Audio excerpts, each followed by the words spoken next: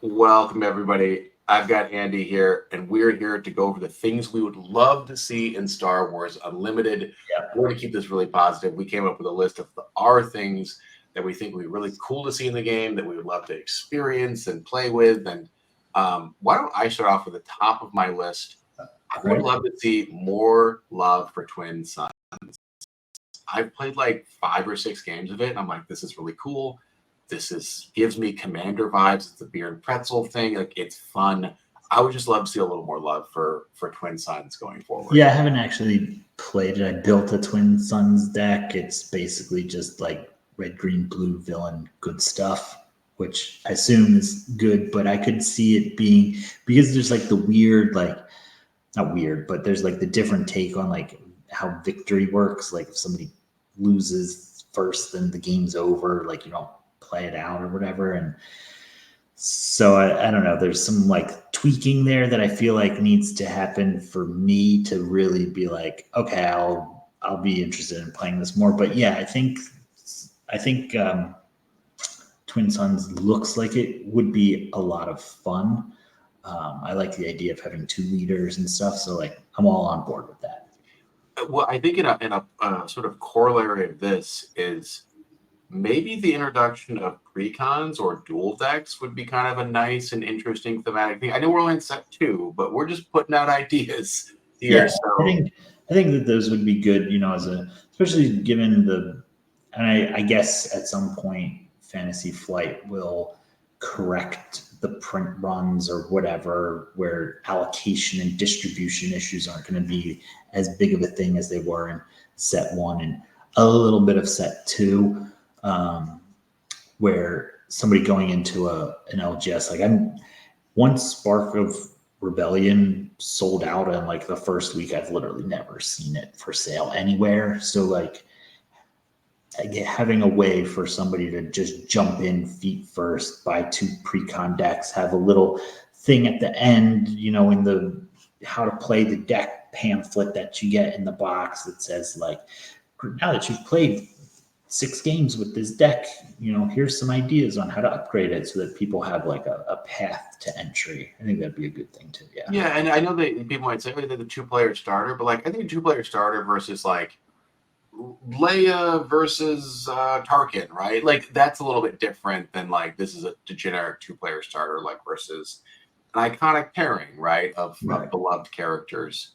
So I think that those also, looking at Magic, those are just like cash cows. Like Yeah. people Like buy do decks and stuff tons, for sure. and ultimately, if you're trying to make money with CCGs, you need to just have more products to buy. Like that is the key. Like the model is sell product, and if you have more product lines, there's more things for people to buy or collect, whatever, Yeah, sure. play. Agree. So, um, One of the things that I'd like to see enter into the game is, I guess, making bases matter. And I guess what that means is like any of the 30-point bases are pretty much interchangeable with any of the other 30-point bases. Whether you choose Command Center Death Star versus Echo Base as your 30-point green, like who cares, right? There's no, I mean, maybe there's some thematic thing that you're going for, but it doesn't actually like impact gameplay. So I'd like to see cards that come out that make it so that a base matters, right? Whether that's a leader that has an ability like, you know, your your underworld characters each get +1/+0, but if you have Tatooine Jabba's palace, then they all get +2/+0, right? Or yeah. something like that, or make a card say, some unit that says, when you play this card, if your base is Concordia Mandalorian camp, right, then this card comes in with an experience token or something, right? Because right now it just kind of is irrelevant which base it is. I think it'd be a neat spin on making those a little bit more interesting. Yeah, no, I totally agree there. I kind of like look at my base pile, like, I have my little stack of 30 bases. I'm like, it's just picking one I think looks cool, right? Rather than, a sort of thoughtful choice there. I totally agree. My next thing on the list, this might be controversial. We were chatting before the show about this, but I would love to see the introduction of some sort of tiered pack system. I opened a case of Shadow of the Galaxy and I ended up with so much bulk that I just won't use. And if there was some sort of like no, I don't want to say draft boosters, but like something where there's like a collector booster where it's like 4 slots are hyperspace, 3 rares, like something to drive and kind of bifurcate the market a little bit, where you have people that are just really want hyperspace foils, they have an avenue, they have a product, and then people that just want to play the game, they also have an avenue and they have a product, and you don't have collectors buying up 60 cases or whatever's happening just because they're chasing showcases. And I know that like you can say like, well, that means they're going to dump the rares, but sometimes they just don't dump the rares, and sometimes it's just some guy has 12 Poe Damerons and he's just sitting on it. He's not playing the game, but whatever. But I think it's just some product that you can have like feed in the hardcore collectors or whatever, and then something for people to play. Like I think that despite this game being below MSRP for the second set, you still can't find it. Like it's not at local game stores, and that's an allocation issue. But I do think there's like a little bit of hoarding that's happening, and you just had that 2 products. You might be able to help alleviate that a little bit. Sure, agreed. I think going back to the idea of things that I'd like to see in gameplay, and still staying on bases, like making, I don't want to necessarily have it go down a multicolor route. I feel like that's eventually going to come anyway, and that's kind of a cop out, but making maybe a base be like, if your leader is a red leader, then this base also gains, blue aspect, right? And so I guess it's multicolor, but then you could play, say, double red with a blue, or maybe it's a red base and says if your leader is red, now this also produces an additional red aspect. Now you can start doing things like triple aspect, because eventually I'm sure that they'll come out with like triple aspect cards and stuff, and that would be really like a neat way to kind of define colors a little bit more, which right now it just feels a little bit basic. Even though you get the like, I think the villain hero aspect makes it a little bit more interesting, but not like really. So where if you could start stringing together where you could have like really focused on almost like a devotion and magic, right? So like you're really in blue, or you're really in red, or you're really all on villain or something like that. It would be a neat take on future deck building. Yeah, I agree. And I think a sort of corollary for that for me is like keywords that are villainy or heroic specific, right? Mhm. Like give us something where I feel the theme of like villains are only going to do like something, like a keyword that is specific to villainy, specific to like heroic. And you get a little bit like, heroic has more experience token kind of usage a little bit. And, maybe villain has more like capture-ish mechanic. But like, I don't know, I would just like a few like specific keywords to make a little bit more distinction. Yeah, looking at the spoilers for the third set, they have a little bit of that. Like the droid army has exploit and the clone army has coordinate, but those aren't like, I guess, evergreen that you could like, if we're now going to talk about, I don't know, Jedis in whatever starships, like spaceships in the Battle of Death Star 2 or whatever, like, coordinate, I guess, could be, but like, yeah, I think there should be something that's a lot more concrete. Like this is very much villain, and you're gonna kind of see this recur across sets and across themes for that. It would be nice. Yeah. Or even like extrapolating that out to more like color focused keywords. So right now, like anything could have overwhelm, anything could have ambush, and maybe there's some keywords that play more towards certain colors a little bit, but it's spread out across all the colors, but make more defined, like essentially color pies with their specific keywords would be an interesting way to, tackle some of the deck building things. Yeah, that adds to my wish list is I want to see a keyword come out that actually surprises me, right? That isn't just like smuggle was like, oh yeah, this is. I figured there'd be a way eventually of getting access to your resources, right? Sure. Capture. Oh yeah, I get that. Like there hasn't been a key where I'm like, wow, that is changing the way I think about card gaming. Like nothing's really been like that innovative. Like exploit is like not. It's like, oh, okay, that makes sense, right? If Yeah, there's something like that. they're all just rehashes of Magic Yeah, keywords, which I mean, it's a little bit hard to do what you're asking because Magic has so many that like 200%. almost anything you come up with, you're going to be able to point to, time spiral block and be like, see, they did it right there, But I agree. I think that there's some really interesting things that they're doing as far as like the game with leaders and bases and being able to put leaders into play, taking the idea of like Vanguard from Magic or avatars from Magic Online and really like influencing the way that interacts with the board state more. The way that they do resources and drawing cards and how you resource, like there's some innovative gameplay, but the gameplay mechanics themselves, like the card mechanics of like cost versus power and toughness and what their keywords do is very basic. Yeah.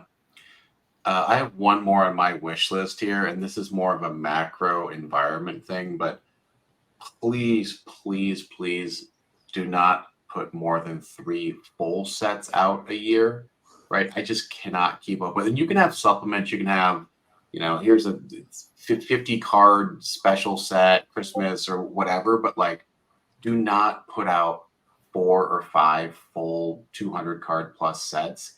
It will dilute the game, and like 2 years from now, be like, oh yeah, the card pool is now 1,700 cards, and it's just like it makes it harder for new players to come in. It makes it like less. I don't know. Like I know that like you want to keep the meta fresh, and like after 2 months of a set, like the meta feels stale. But I really think you need like 4 months between sets and not 3 months. And I look at what Lorcana is doing. I just like was tracking what the meta for a second, and I was like, I cannot keep up with this. There's something new every 90 days, less than that, and it's like always spoiler season, and it just is lame. Yeah, I think there's a better like thinking about the way to keep the metagame fresh without having to put out a new set every 90 days is just have a more robust organized play system so that from 1 week to the next week the metagame shifts itself and self-corrects. Obviously if there's some just like broken card, then maybe you need banning or errata or something that comes through. Errata is a lot worse than banning, I think, but like you can let the game itself fix its own meta without having to just be like, oh, here's 200 new cards. That's how we're going to fix the meta. So I completely agree. I mean, Lorcana just seems like an absolute mess to me.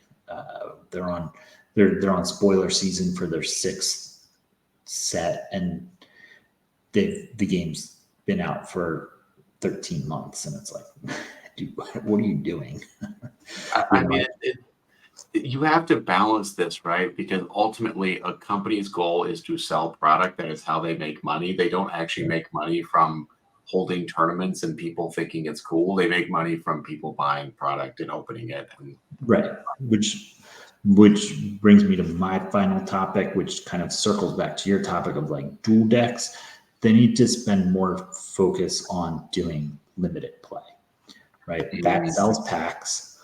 It's a good entryway for people to jump in, supports organized play, supports local game stores, and then you can just keep kicking the can up the organized play ladder, and you start getting, planetary qualifiers and regional qualifiers and world championships and pro tour, level, like marquee level events that are all limited. So people then have to test, which sells more product.